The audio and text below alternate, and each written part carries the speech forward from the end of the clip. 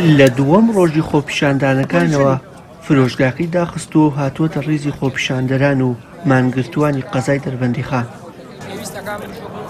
سەر ڕایداڵبەزینی زیاتری پلەکانی گەرما، بەڵام ئامادە نییە مەیدانەکە چۆڵ بکات و دەڵێت نایەوێت بەرژەوەندی کەسی خۆی بخاتە پێش بەرژەوەندی شارەکەی.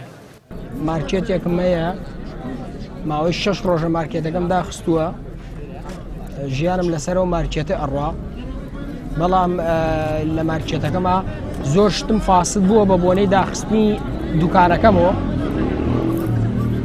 من خۆم بەرپرسیارە زانم کە هاتووم بۆ ناو خەڵکی دەربەنیخان، چونکە خەڵکی دەربەنیخان ئەم خۆپیشاندانەکە گشتی بۆ منە و بۆ خەڵکی ترە و داواکارم لە دوکانەکانی تریش دایخن وەکو من.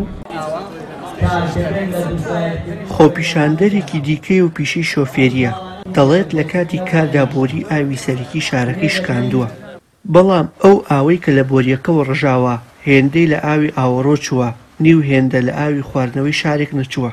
لەبەر ئەوە هاتوۆتە سەر شەقام و ئامادە نییە مەیدانەکە بە ڕۆژ و شەو چۆڵ بکات.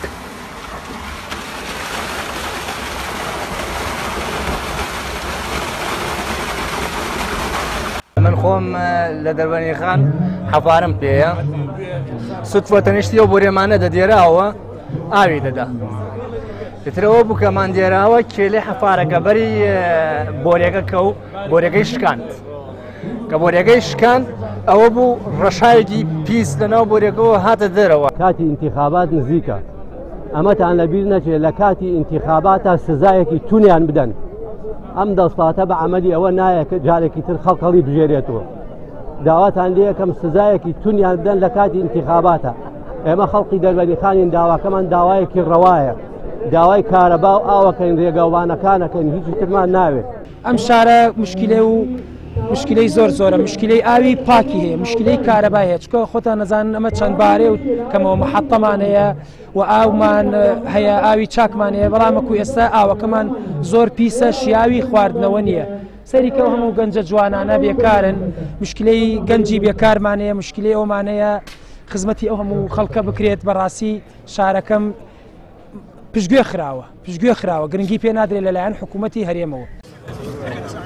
بۆ دەیەم ڕۆژ خۆپیشاندان و ناڕزایەتەکانی دانیشتوانی قەزای دەربەندیخان لەناو بازاڕی شارۆچکەکە بەردەوام.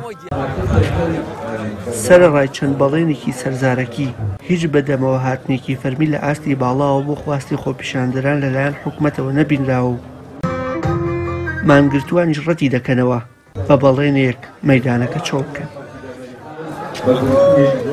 وشیار محەممەد، کەناڵی ئاسمانی پەیام، دەربەندیخان.